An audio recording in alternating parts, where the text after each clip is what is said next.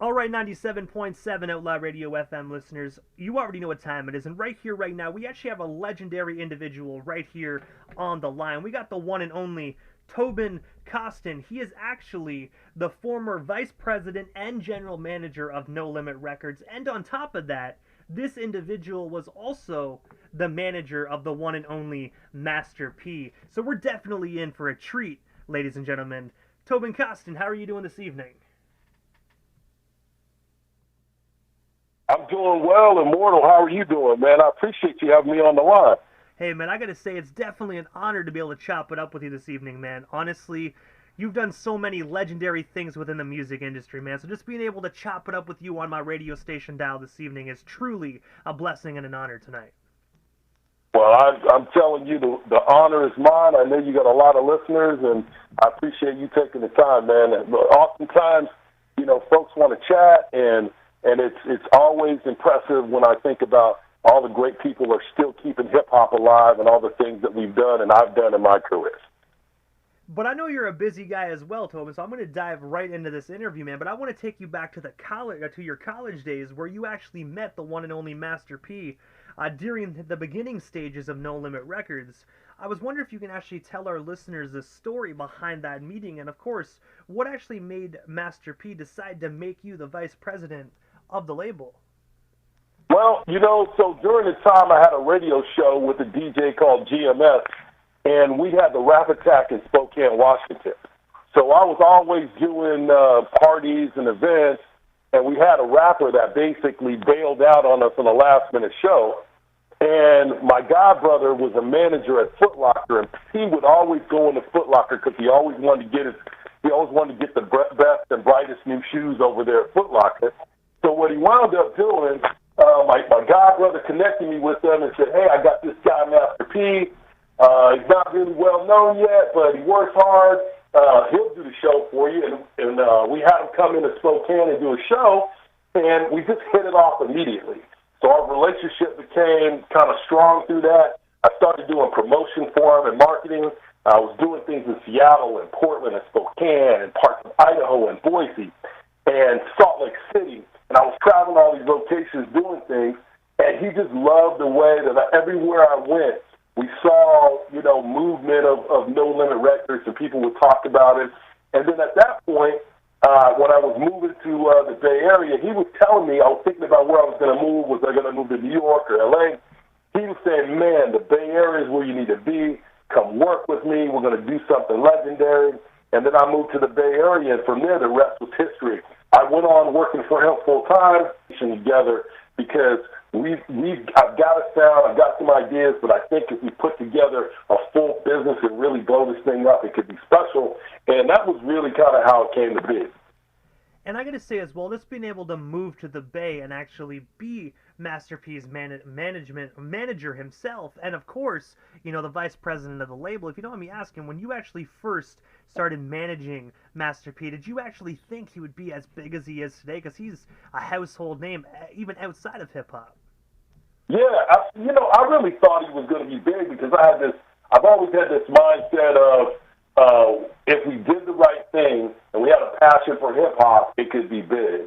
Now, my vision was probably even bigger than his because ultimately he wanted to be big. He wanted to be an icon. He wanted to run a record company and do these things. But, my idea was around, how do we get to movies and how do we make that happen? How do we kind of make sure that we own our own rights in our music and publishing? And that's some of the things that, P always had this drive. One thing I always say, nobody works harder than Master P, man. He's the hardest working guy in show business. But I will tell you, the thought behind owning your own masters, that was one of the things that I was always kind of saying, hey, if we want to control this industry, we want to have our own masters. So, yeah, did I think Master P was going to be big? Absolutely. Did I think he had the drive to be successful? Absolutely. He was already focused on it. And I think the only thing necessary was kind of saying, okay, here's what the vision, here's how we connect the dots, here's how we execute on what we can do. And I put together this plan of making sure we own our masters, making sure that we we acquire other businesses? How do we make sure that we're in front of the right people and get the right distribution, and then the rest we can really drive from there.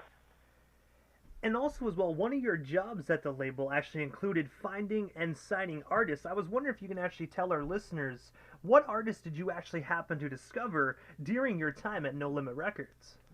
Well, CCG was big, so Court Don, now known as Big Court, I was influential in actually putting him on the Down South Hustlers.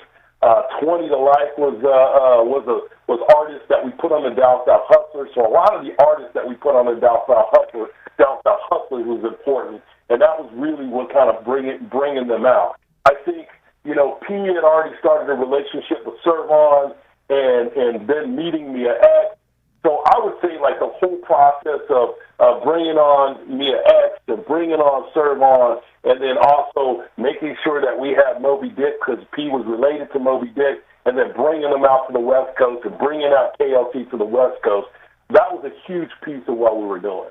And that was something that, we needed our own production. We needed our own sound. We were doing some great things with some West Coast producers, guys like Al Eaton, guys like Ken Franklin, K. Lou. K. Lou was doing some really incredible things. EA Ski was like the foundation of making our sound professional. But when we're connected and kind of bringing on the Down South crew and really getting that going, that was really what kind of transcended the whole No Limit sound and kind of made it what people know of it today.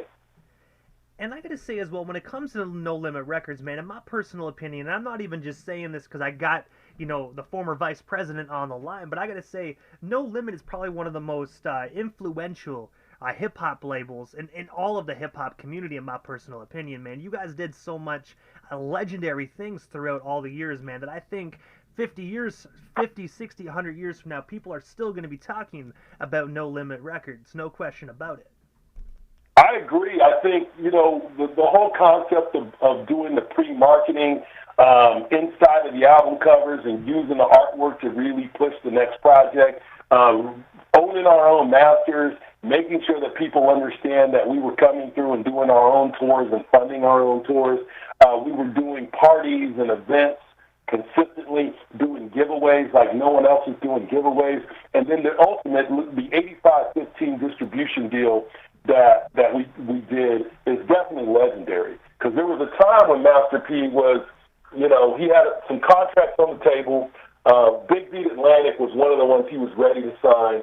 And he was like, man, I'm going to sign.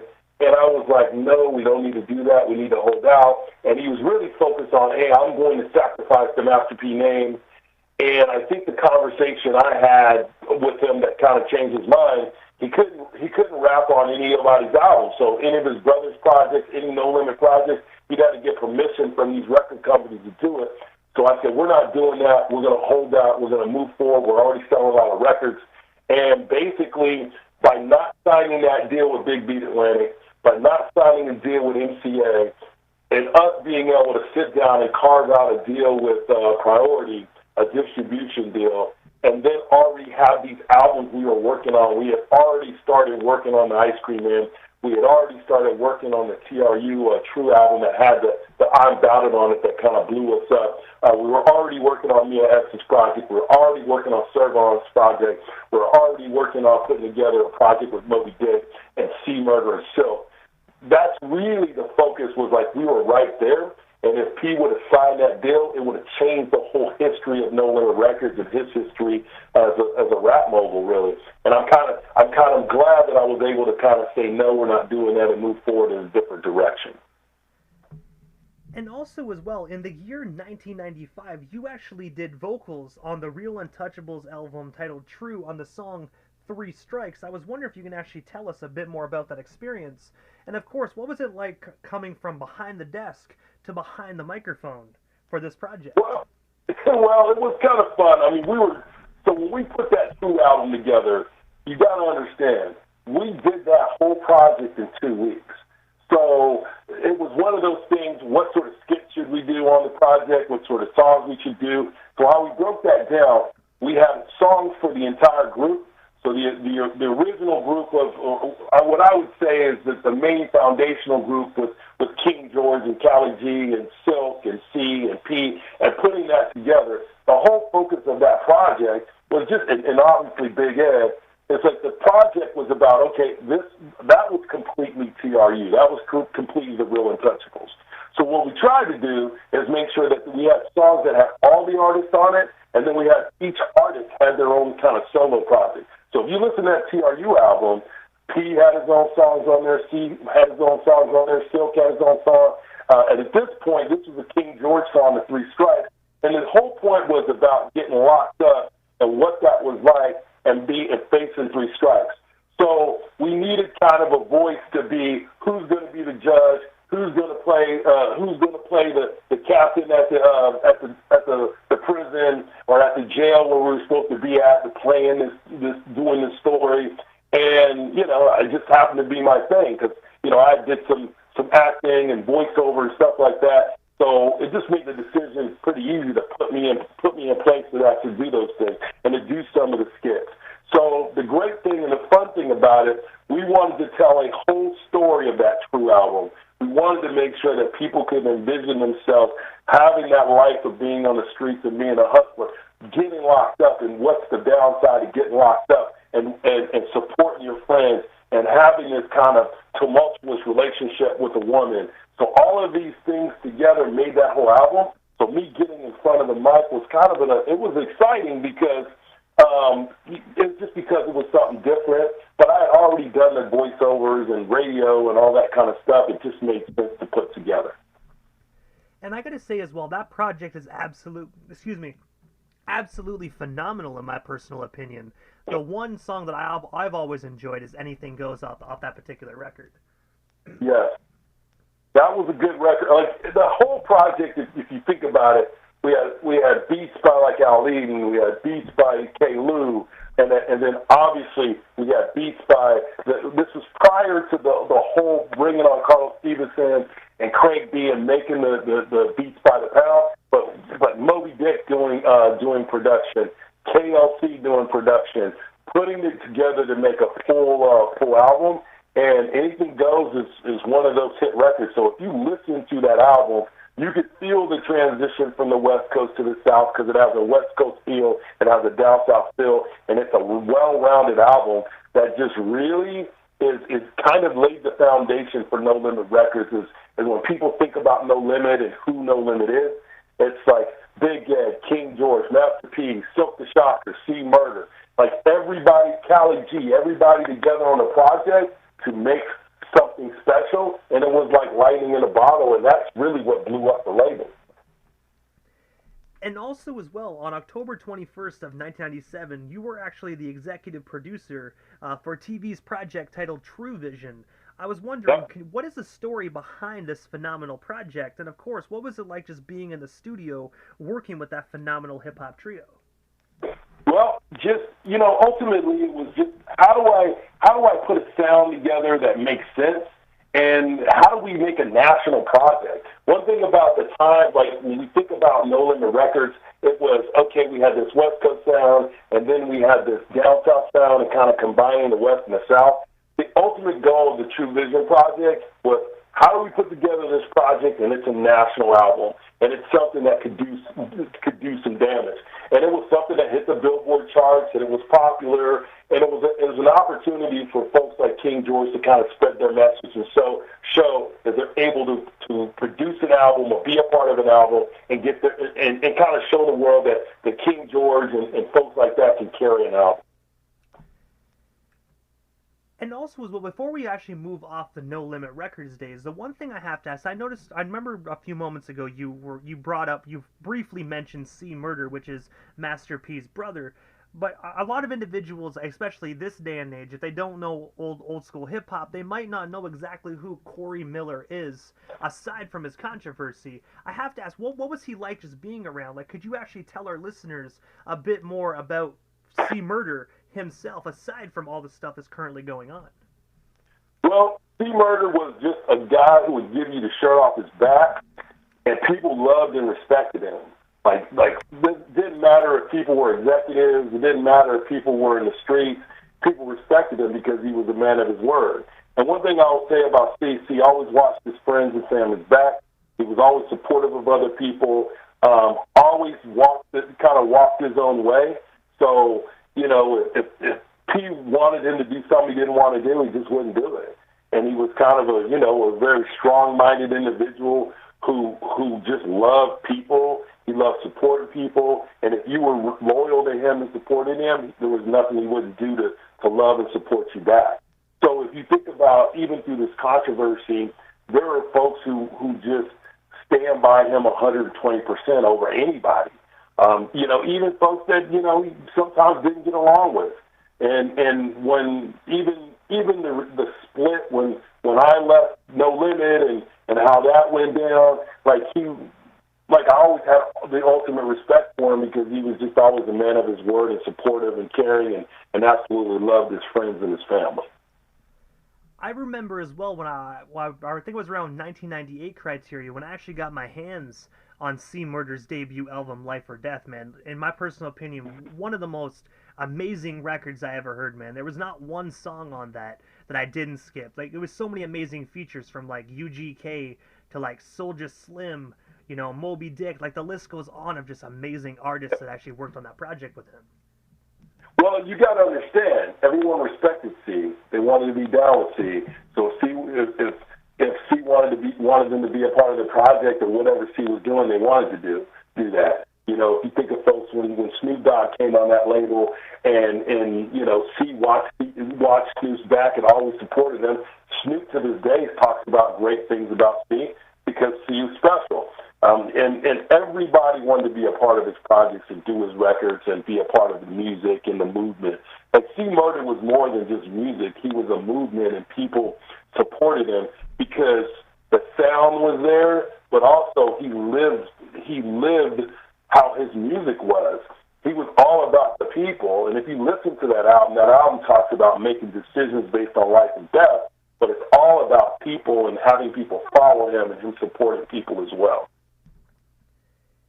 And also as well, in 1998, you actually created your own label titled Me and Mine Entertainment, where you actually signed the one and only Lil Troy. I was wondering if you can actually tell our listeners the story behind that label, and of course, how did yourself and Lil Troy originally come together? Well, that's a great story. So Lil Troy had his own label, Shortstop Records. So he had been putting records out and having, you know, local success, selling a few thousand records here and there, but not really having a big push on an album. And at that time, so you got to understand, by the time that I connected with Lil Troy, I'd already had a lot of success with King George.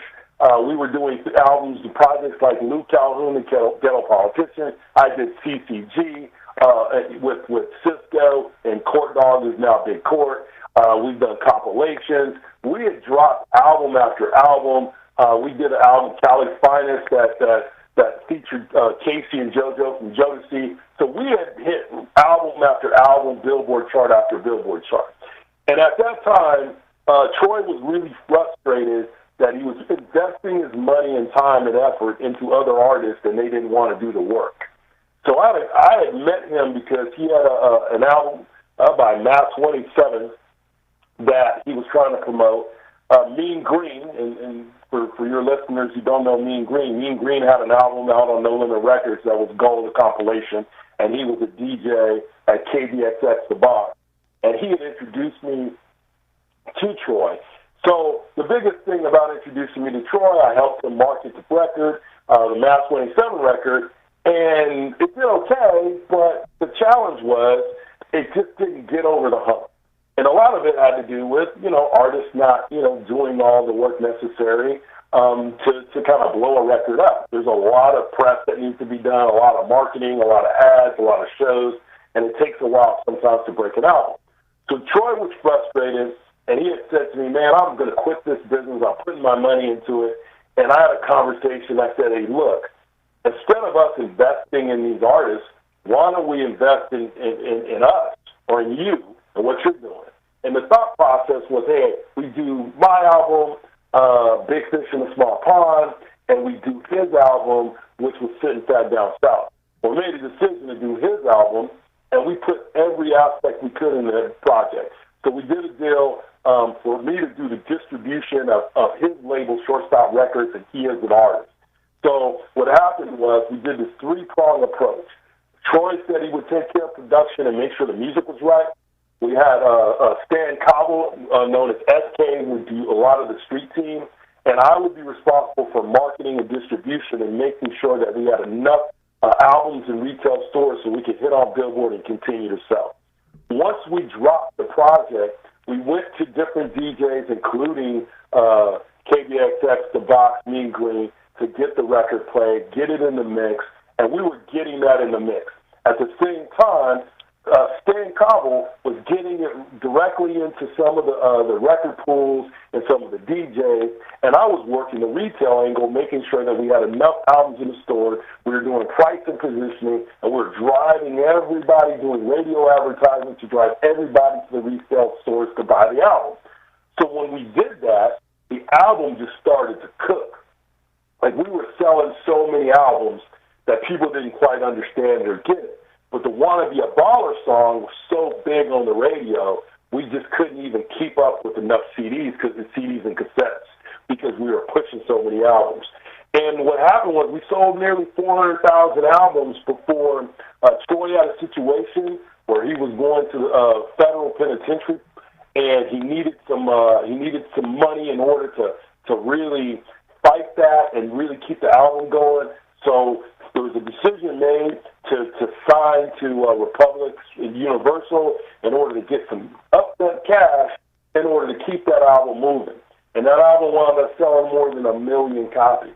And if Troy wouldn't have been in the situation he'd been in, we would have sent that album gold, and we would have pushed gold before it went to before we moved it on to a major label, and it would have been a different dynamic. Because we were real close. We were about 398,000, pushing to 400,000, and we wound up doing a little over 400,000 by the time the deal was done with Universal to pick it up. In fact, to this day, anyone at Universal will tell you they didn't have to do anything. They changed the album cover. They took a few of the songs off that they couldn't get cleared, and they wound up re-releasing the record, and the record took off. So they didn't have to put any money into marketing or promotion.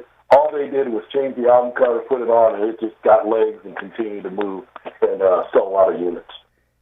And also, one of the biggest songs off that record as well was actually the hit single "Wanna Be a Baller." I was wondering, could you tell us a bit more about that studio session, just creating that iconic song? Because from my understanding as well, I think Lil Troy wasn't even featured on that song. It was all his artists, if I'm not mistaken. Well, it wasn't really his artists. These are artists that he actually decided to work with. It was basically a compilation. It was a similar concept of what we did during my time at No Limit Records. So we did an album called the West Coast Bad Boys, and we did an album called the Down South Hustlers. The difference between that project and this project, really, people thought that Master P was like the head of this group called the West Coast Bad Boys, or head of the group called the Down South Hustlers. But all it was a compilation, and we put Master P's name on there as Master P Presents, and that kind of blew him up. This was the same concept. The same concept, instead of saying Lil Troy Presents, we made this Lil Troy's album. So Lil Troy did songs on the album, but some of those songs he wasn't on. He was just basically, we signed deals to do these songs with artists, and we utilized the Lil Troy name to kind of blow the album up. So no, he's not on that song right there, but he worked with the artist, he worked with the producer, Bruce Graham Rhodes, to put the project together, and that's the thing that makes that whole thing incredible. It's Troy doesn't drive the record. The music drives the record, and Troy's name happens to be on the album, which blew the whole thing up. And when you have someone like Troy who's, from that same cloth of working hard. So Master P is from that same cloth of working hard. They're going to outwork you to make sure that they get their album out. So when you partner up with people like P, and you partner up with people like Lil Troy, and even King George, you partner up with folks like that who are willing to do the work, then it's like, okay, we're going to push this. Here's the marketing strategy. Here's how we're going to drive growth and drive people to go to the retail store. Here's how we're going to build the brand. And if you're willing to do the work, it's going to happen. And that, you know, and it happened with P, you know, because even with P's projects, he had 17 projects before I came on board and kind of worked together, and then things started to happen. Same with Troy. Troy had a lot of projects that wasn't selling more than 4,000 or 5,000 copies. We connected and sold a lot. And same with King George. King George had success with No Limit Records. He had success with Me and My Entertainment. And that's the thing. It's like, it's just willing to work hard and then having the right, you know, the right person to work on the project with. And I've been fortunate enough to be that person that was behind the foundation of No Limit and pushing those records past gold, behind Lil Troy's project and pushing that record to gold and platinum, and then behind the Billboard success of a street artist who's like an underground hero to so many folks, like King George, got Billboard status and Billboard growth. And I gotta say as well, that is a phenomenal marketing strategy. I don't even know if listeners are actually taking that in, but just hearing that, how you guys actually took Lil Troy's name with that record to actually blow it up, man. I gotta say that marketing is like top notch, man. I right then and there when I heard that, I can see exactly why you guys sold over 1 million units. Yeah, and that's the thing. It's like when you understand it. I used to like have these conversations and sometimes arguments with labels, and they say, "Well, this artist needs to be this way or that way." And I said, "Look, man, I remember having a conversation with Craig Coleman from Big Beat Atlantic because he kind of came back and wanted to kind of do some projects, and I said, man, I don't need anything. I can if I have the right sound and I have the right concept album cover." I can go put your mom's record out, and I can go sell 300,000-400,000 copies. And with the right distribution, we can push it gold if we can get it in the mix with the club DJs and the radio DJs. Now, he thought I was crazy, but because the success we've had, you know, together with P, and the success we've had with Troy, and the success we've had with King George, it's a proven fact. Because at the end of the day, the biggest song on that record, you know, Troy wasn't on. And if you think about the West Coast Bad Boys and the Down South Hustlers, P were on obviously more of those projects, but there were songs that were hot on those albums that P wasn't even on. And also as well, aside from being a record executive and a VP and a manager, you also in the late 1990s, you actually started the the magazine Hip Hop vs. the World, where you actually managed the magazine until it was purchased from Ryder Publishing. I was wondering if you can actually tell us a bit more about that magazine and what originally made you decide to start that up. So I had two partners with that magazine. Was Waylon Southern and actually Mongo Nicole. Mongo Nicole and Waylon Southern were doing different projects in the Bay Area. Mongo was big at 4080, doing a lot of projects and blowing it up, and he decided he wanted to do a magazine, and I was down with it. So we came up with a concept for Hip Hop versus the World. It was a project that we had Tribe Called Quest. We had De La Soul. We had a lot of East Coast artists on it, and it was kind of a big push and a big project. And the biggest thing for us was, how do we put ourselves out there to the world where we let people know that we are above reproach, that no one's going to kind of tell us how we're going to put these magazines together. We were going to video game conferences like E3, and we were getting folks around video games supporting us. Wendy Day from the Rap Coalition was part of a couple of the stories that we had going on. And really, Ryder saw this as kind of delving their way from doing all the lowrider magazines to really pushing hip-hop and being a part of that. And we made that transition from what we were doing there, and then Ryder wound up being a part of that project, and then we kind of stepped away, and each of us did other projects and other things. And also as well, you in the early 2000s, you actually partnered with former MCA president Ken Wilson to actually produce the independent film Reverend Do Wrong Ain't Right. That was actually starring a BET comic. I was wondering if you can tell us a bit more about that, and of course, what actually made you decide to venture into the film industry? So I wanted to be in the film industry for a long time. So when during my time in No Limit Records, I was really trying to drive P to do movies and kind of diversify the portfolio of No Limit. And early on, he was like, I don't know, we don't know anything about it. I don't know what it's going to cost and all that stuff. And I kind of put a business plan together around it.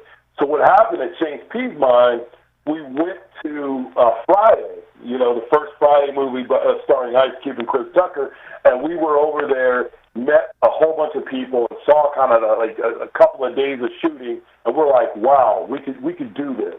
We could put this together and do this. And that visit, along with that business plan, was a foundation of the On Ballot movie. So Master P's old AAU basketball coach, Moon Jones, was a comedian, and he wanted to write and do movies. So we wound up getting with Moon Jones to put that project together. And then I wound up leaving No Limit Records. So I had wanted to be in movies for a very long time. So originally, Andre Harrell from Uptown wanted to do a project together, and we were supposed to do a project together, do a couple different movies and some soundtracks. And for whatever reason, it just never came to fruition. And then I wound up meeting, the former president of MCA, Ken Wilson, and building a good relationship with him, and then putting that project together. So Lester Bibbs, who's a well-known comedian, has had special after special, and we sat down and talked to him and decided to, kind of do this deal for Reverend Durand. And originally, when writing this story together and working with a buddy of mine from college, David Grisham had gone to film school in New York at NYU. We kind of got together, and I said, hey, here's the project I'm trying to do. I wrote the story. He put the script together, and actually Ken Wilson's sister, Donise Wilson, actually was part of writing the script and putting together the format of how we should go with this thing. And Bill Baker, who produced the first Friday, I remember him from the first Friday. We connected, and I said, man, we really need you to be a part of this project. And he produced the Reverend Durand and Right. And what was so great about it, we had people like Yo-Yo in the movie. We had Hercules and Big Time, the two big guys. One kid played a Nutty Professor, was huge there. The other one played an old school. So it was just really bringing those folks on board.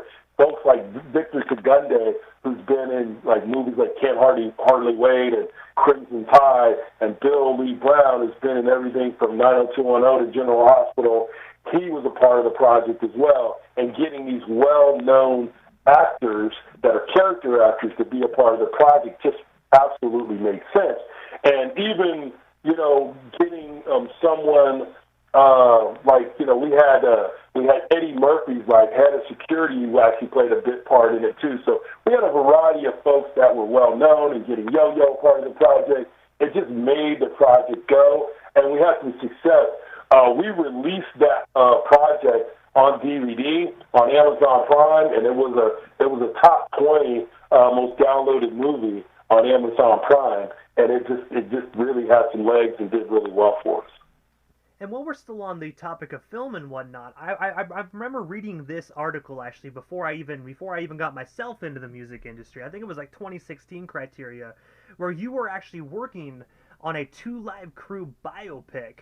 I was wondering if you can actually tell us a bit more about Band in the USA, and of course, when do you think us fans and us fans of 2 Live Crew will be able to see this phenomenal biopic? Because just from remembering what I read, it just sounded so phenomenal. Well, so here was the whole concept. So Chris Longwan, Fresh Kid Ice, who's no longer with us, I built a really good relationship with him through Stan Cobble. So Stan Cobble, as I said before, worked with us, was really influential in putting the Lil Troy project together from a street and marketing perspective. He had a really great relationship with Chris. I started kind of building my relationship with Chris, and Chris wanted to do this project. So we wound up working with Stan. Chris did a book, a tell-all book, 2 Live Crew book, and he wanted to do a movie. So we put this project together, put the concept together. Ed Hancock is another guy I went to college with at Gonzaga University, wrote this brilliant script, We put it together. We got in front of a lot of studio heads, and everybody was excited about the project. There were only a couple things that needed to get done. Music, obviously getting the Two Live Crew music and the rights to that was a challenge. The other piece of it, when you think about Two Live Crew, people talk about Mr. Marcus and they talk about Chris or DJ or Fresh Kid Ice. And so when the other person that you think about Luke. So you got Luke on one side and you got Fresh Kid Ice on the other side.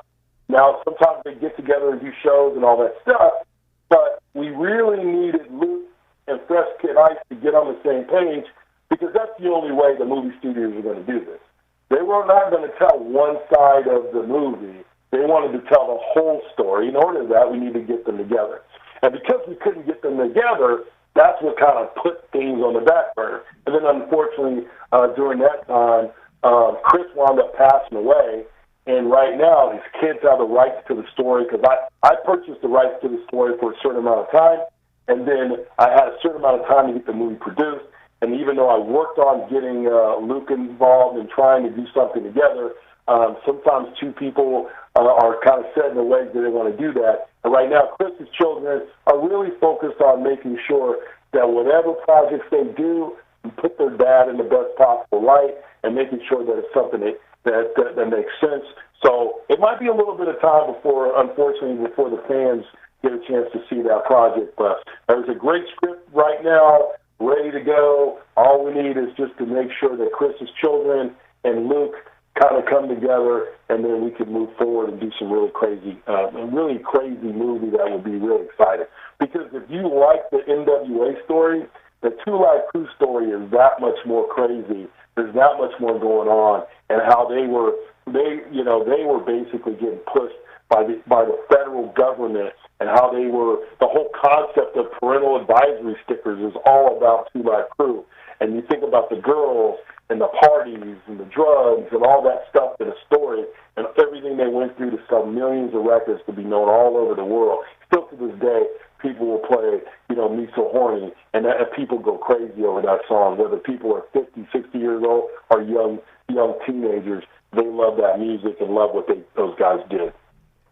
And one thing I have to ask, because obviously you said there's a script ready and whatnot, and of course with everything going on, everyone has to be on board. Did you guys ever actually sit down and do like a script reading or actually get any scenes filmed in that time? Or was it just strictly the script being written? Well, it was just strictly the script being written.